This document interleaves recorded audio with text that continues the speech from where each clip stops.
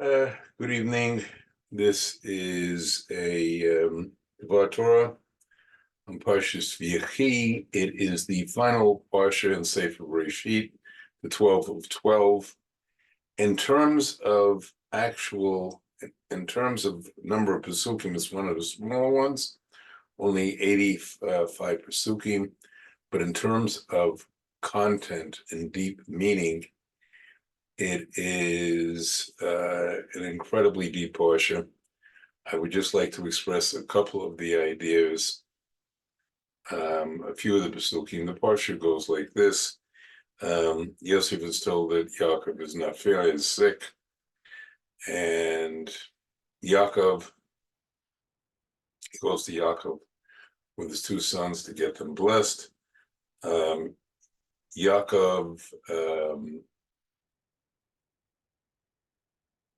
blesses both their sons. And he asks first of all to be buried in land Mitzrayim. The reason being, he knew there was going to be plagues ultimately, and he didn't want to be in the ground where Canaan. He wanted to be buried in the cave of Machpelah with his wife Leah, or Rachel, as he mentions, had been buried in Ephraim on the way to Beit Lechem. And he made Yosef swear to it, because only by swearing to it, he could pressure Pharaoh after Yaakov died to allow him to be buried, because no slaves or servants ever left Egypt. And he told Pharaoh, if I can't keep my shabbat to my father, my oath, I can't keep it to you either. And which would mean they really did not know the Hebrew language. It was not as intelligent Yosef, and probably would have been overthrown by his officials as not being the appropriate king.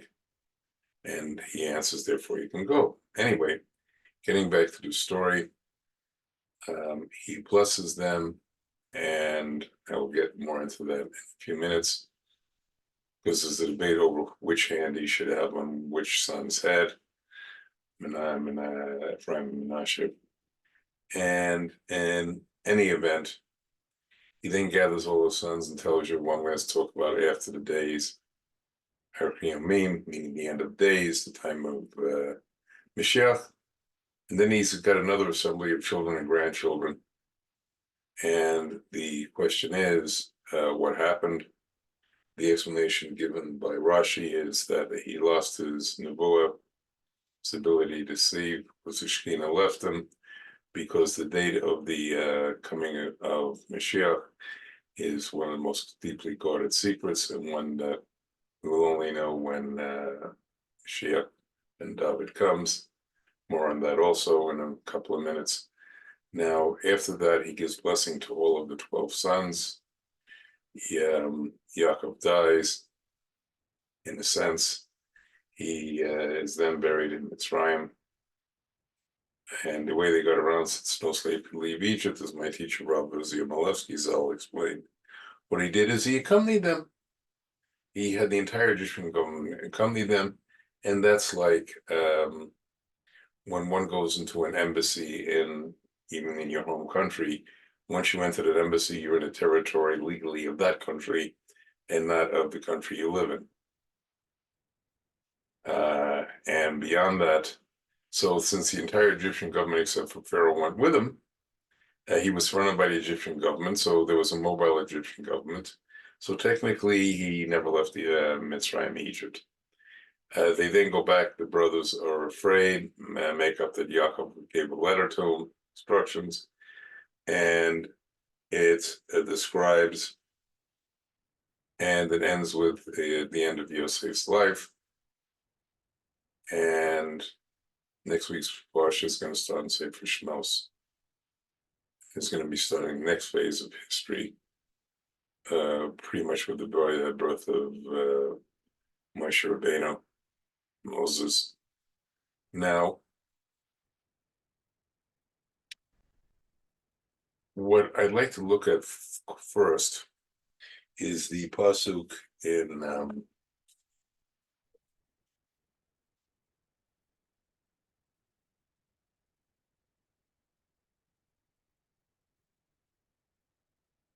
I'd like to look at the pasuk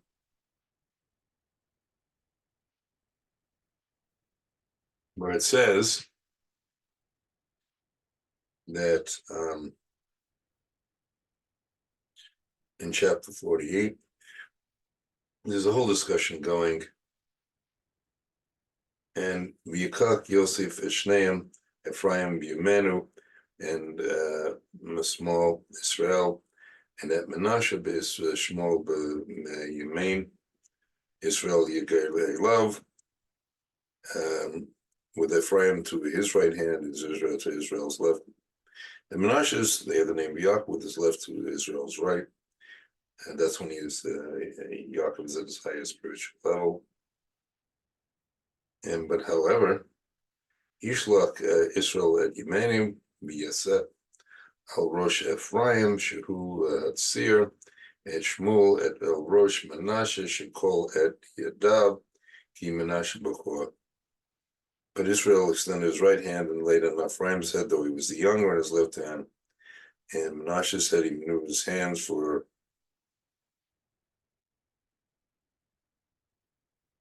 And after he blessed Yosef, and after that, Yosef objected to the fact that he was giving the firstborn less priority. And Yaakov answers back, I know exactly who he is, who I was blessing. Yet I know he'll be, he says, tells Yosef, I know that Menashe will become a nation himself, but his younger brother shall become greater, and his offerings fame will fill the nations. Now, on one level, it's explained by Rashi.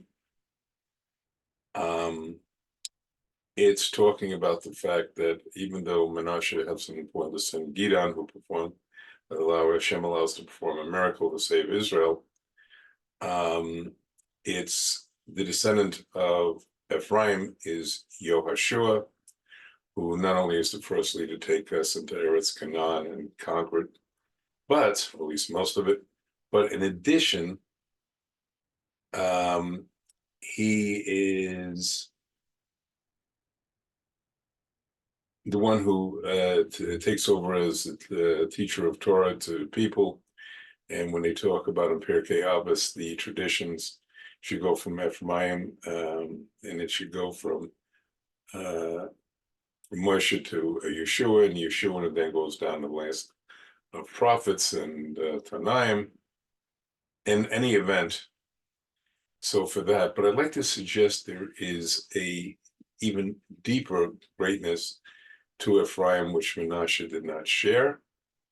Now, and that is, there was actually, we talk about Mashiach ben David, but there are actually two Mashiachs. There's Mashiach ben David, and there's Mashiach ben Yosef, also known as Mashiach ben Ephraim, because he's a descendant of Ephraim. And where do we know that in fact there are two Mashiachs? Where does that alluded to in the Chumash? And it seems to be an unlikely place. And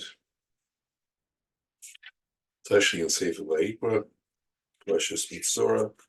It's talking how we'll cure somebody who suffers ras, a disease for speaking Lashon Hara, evil speech, and it goes in chapter 15 there.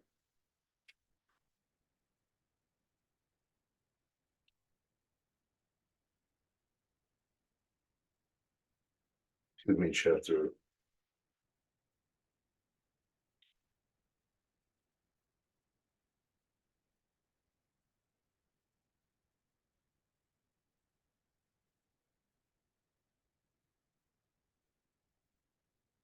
14.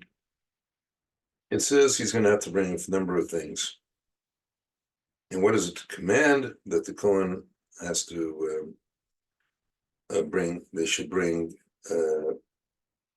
taken 2 live clean birds, cedar wood, crimson thread, and hyssop.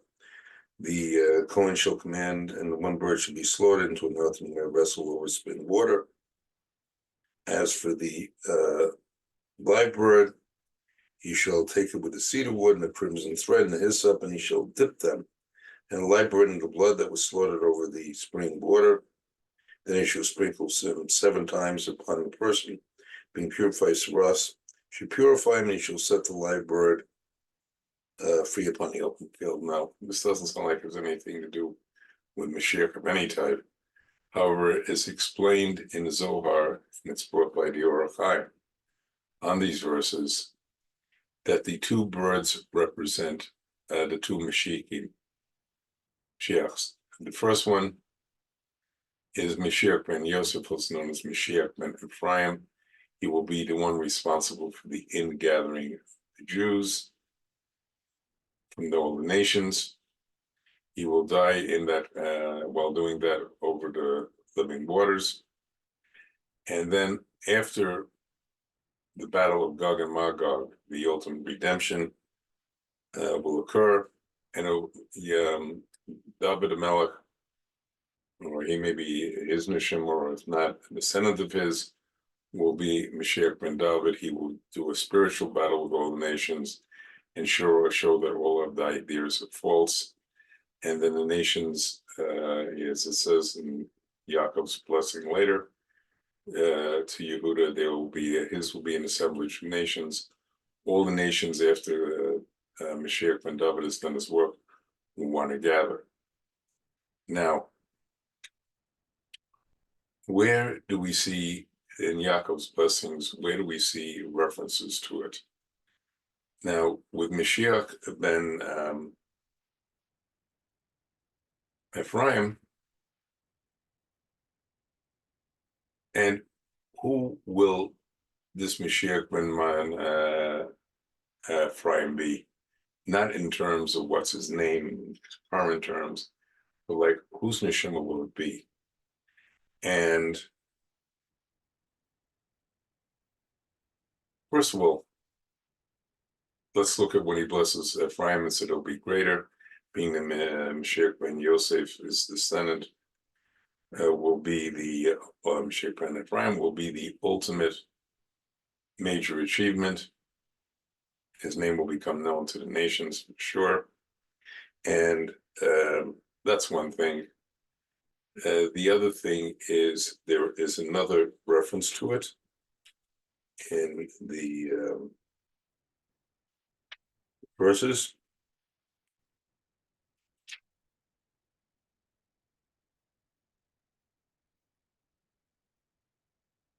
And where do we see it? Reference is this. It talks about Yosef. And Parashat Yosef ben Parat, Elai Ayin Banos Sada Al Shur, a charming son is Yosef, a charming son to the eye. He should go slime to his gaze. They then said, Teshev Etyan, Tishav, Zerayin, Bimidei, Aver Yaakov Mesham Ra'eh ben Israel. And that's translated to, and a charming son is Joseph, continuing, they embittered him, became antagonists. The arrow-tongued men hated him. Yet his bow was firm, and his arms were placed, and his arms were gilded from the hands of the mighty power of Yaakov. From there he shepherded the stone of Israel. Now, very interesting reference here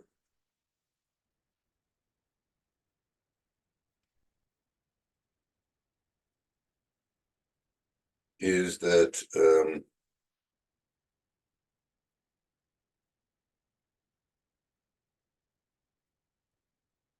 who's the mighty power of Yaakov? One understanding of it is obviously Hashem, and that is and from there, in other words, even though he was slandered and attacked on all sides by Potiphar's wife, the Egyptian wine servant didn't help him, yet he went to triumph. Now, in there,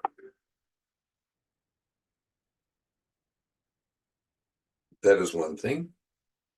But here there is also an allusion to who Mashiach ben Ephraim be, and as is explained in the commentary of Rav Shinshon Astropoli, he brings a very interesting thing when it says, in other words, we did the Gulaka, Avir Yaakov, and Avir Yaakov, mighty power of Yaakov. On one level, it means Hashem. It's talking about him. Also, Avir Yaakov has got a hint to who Mashiach will be, who Soul Mashiach will be, is alluded to there. And how do we see that? Because if you look at the letters of Avir Yaakov, Aleph base, Yud Resh, Yud, Ayin, Kuf base in Hebrew, you change those letters around, you'll get Yoda Rabbi Akiva. Now, Rabbi Akiva was the one who Moshe Rabbeinu thought was greater than him because he could learn all kinds of laws from the crowns of the letters in the Sefer Torah. Yet,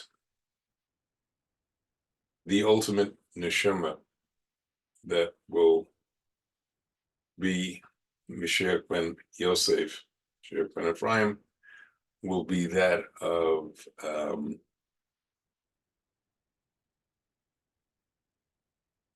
Rabbi Akiva.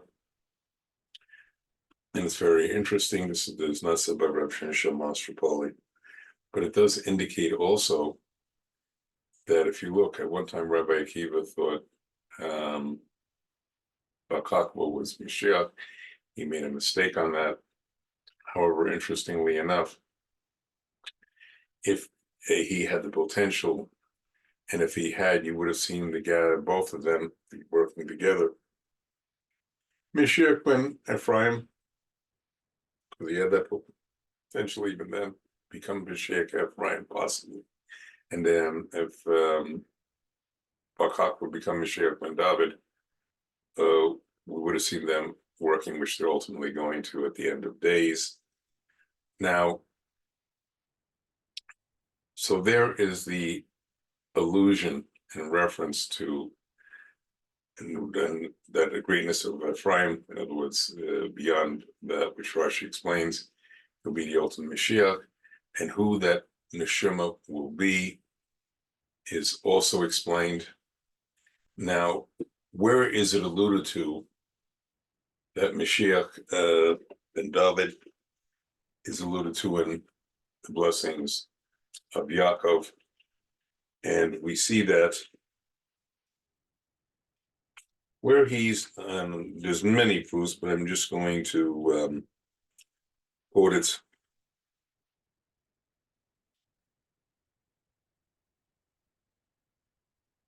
It goes, the Pesukim, a few verses about him, Yehuda, but the ones I would like to refer to. And lo Yasur Shevet mi Yehuda b'chokei mebein raglav aki avo shila, and lo Yakacha amin. The scepter shall not depart from Yehuda, nor a lawgiver from among his descendants, until Shiloh arrives, and his will be assemblage of nations. And then it goes on, Yisri, Geffen Eroy, Vishareka, Bnei Uta Nu, the base, Yayin.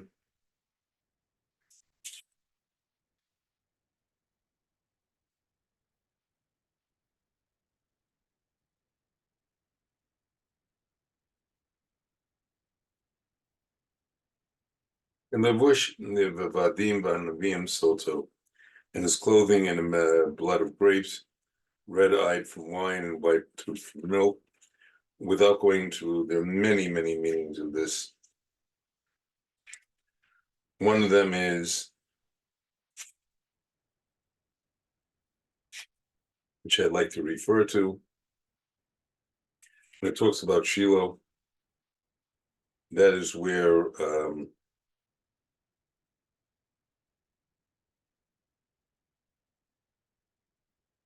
Shiloh was the Mashiach. It's a reference to Mashiach. And that's one meaning. And it will be assemblage of nations. I said all the nations will flock. But I'd like to focus briefly on the next pasuk. He will tie to the vine his he donkey, and to the wine branch my son will tie his she donkey. Now, what is this he donkey and she donkey talking about? There's many explanations, but the one I would like to go with, again, there are many, many more to discuss, and the exact nature of the two Mashiachs, and Moshe Rabbeinu's connection with Mashiach ben David, and Ahmed Abishai ben Yosef. I'll be discussing next more week in Parashat Shmos, which shows the Biden with Moshe Rabbeinu, beginning of the liberation of Jews from Egypt, and the nature of Moshe Rabbeinu's neshama.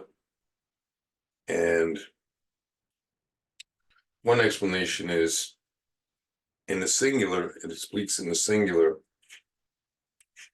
about one donkey, hell donkey. That's talking about the exodus of Egypt, Yetziat Mitzrayim, which should be seen fulfilled. That one he'll tie to the vine. The vine alludes to the Jewish people. In fact, it says in Tehillim, you caused a grapevine to journey out of Egypt.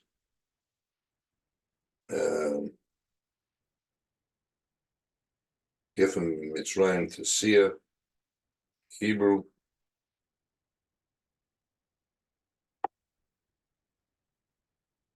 So that's one.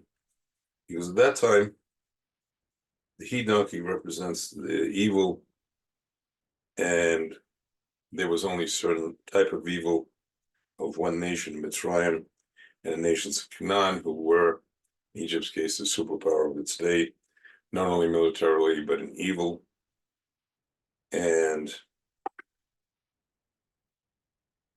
But the 70 people, the Shevim Amot, at least most of them, Lo Kiniev, Lo Niten Lahem.